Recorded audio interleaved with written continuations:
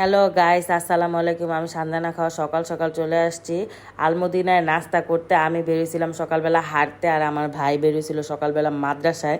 তা আম্মু বলতেছিল আমার ছেলেটা আজকে কত সকাল সকাল মাদ্রাসায় চলে যাইতেছে, কিন্তু ও তো আসতেছে আমার এখানে খাইতে। সেই টঙ্গী থেকে তো অর্ডার দেওয়া হয়ে গেছে, তো এই আর কি চলে আসলো আমাদের খাবার দাবার। দেখছো কত সুন্দর রুটি, আর এটা হচ্ছে নুরলি নেহারি। এই নেহারি এখানকার খাবার খুবই মজা, তোমরা আমাদের খাওয়া দেখলেই বুঝবা। এই আলমদিনার খাবার সত্যি মজা।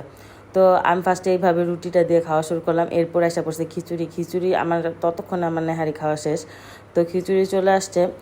তো খিচুড়িটা আসলে খুব মজা। 5 পিস গোস্ত ছিল আর 1 পিস হাড্ডি ছিল। এটার দাম ছিল হয়েছে তোমার 150 টাকা, আর চিকেন খিচুড়ি 120 টাকা, আর সাথে একটু ঝোলও দেয়। এটা হচ্ছে হাফ প্লেট। হাফ প্লেট আমার জন্যই ঠিক আছে, আর তোমরা তো হাফ প্লেট দুজনে খাইতে পারবা, এত কোয়ান্টিটি ভালো ছিল। তো খাইয়া দেখলাম আর কি, মানে খুবই মজা, খুবই মানে একটা ডালের একটা স্ট্রং একটা ফ্লেভার আসতেছিল, খুবই ভালো লাগতেছিল আর কি। আর সারা রাত না খায় সকালে যখন এই খিচুড়িটা খাইছি, বিশ্বাস করো গাইস, এত ভালো লাগতেছিল মানে কি বলবো। তা আমি আর আমার ভাই আবার সেম সেমই অর্ডার দিছি, নাইলে আবার দুজনে মারামারি লাগবো, কারণ আমাদের তো আবার হয় না, বুঝো না। তো চলো তোমাদের খিচুড়ি খাওয়া শিখাই। বাসায় থাকলে তো সুন্দর করে কস্তায় মেখা খাইবা, কিন্তু আসলে বাইরে এসে এইভাবে খাইও না। মানুষ কি বলবে, মানুষের কথাও তো একটু বিবেচনা করতে হয়, আশেপাশের মানুষ তাকায় থাকবে। তো এরকম সুন্দর করে চামচ দিয়ে একটু একটু করে আস্তে আস্তে খাবে, এগুলো তো কেউ শিখায় না, আমি ফ্রিতে শিখাই। তা আমি একটু আবার আমার স্টাইলে না খেলে ভাল লাগে, তো আমার স্টাইলে আবার একটু নল্লি নেহারি খাইলাম, ভাল লাগছে।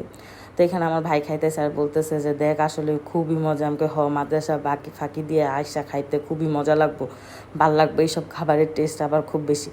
পরে হা হা চা, দুধ চা, বুঝোই তো সকাল সকাল হোটেলের দুধ চা, উফ কী যে মজা লাগতেছিল। আর এখানে আমার ভাই নেহারের ঝোল পুরাটা খাইছে, বুঝো কত মজা লাগছে। পরে আমরা ওইখানে বিলটিল দিয়া বাইরে একটা রিক্সা নিছি। রিক্সাটা অনেক ছোট ছিল, দুজনের জায়গা নিতে ছিল না, বহুত কষ্ট করে বসছি। আর রিক্সা নিয়ে হাতিজি যাইতেছি, যদিও হাতিজি রিক্সা দিয়ে যাওয়া যায় না, বাট তারপর আমরা গেছি চিপা চাপা দিয়ে। তো এইখানে আমরা এসে বসছি, আমি আর আমার ভাই। আমি আমার ভাইরে বলতেছিলাম তুই যে মাদ্রাসা ফাঁকি দিয়ে আসছিস, আব্বু জানলে। পরে বল আব্বু আমারে বলবে কি, আমি বলছি আমি বলবো। পরে বলছে আমি তোর ভিডিও করতেই আসছি। পরে বল থাক গাইস, আর কিছু বললাম না, পোলাপা নয় এখন আমার এতে একটু ভিডিও করি দেখা। তো এই আর কি, এখানে আমরা ভাবছিলাম বোর্ডে উঠবো, বাট যে লম্বা লাইন, এই লাইনে দাঁড়িয়ে থাকতে থাকতে একদিন লাগবে, তাই বোর্ডে ওঠার সাহস আমরা করি নাই। তো হাতির ঝিল তো বসে আছি, ভাবছিলাম অনেক কিছু খাবার দাবার কিনে নিয়ে আসবো, কিন্তু আসলে রিক্সা দিয়ে আসছি, মনে ছিল না। তো আর বেশিক্ষণ বসি নাই, পরে আমার বাইরে টঙ্গির গাড়িতে উঠাই দিয়ে ওরা টঙ্গি পাঠাই দিছি, আর আমি একটা রিক্সা নিয়ে বাসায় চলে আসছি।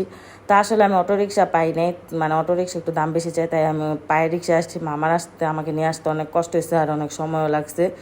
আর পরে আমি একটা কোক কিনা জামের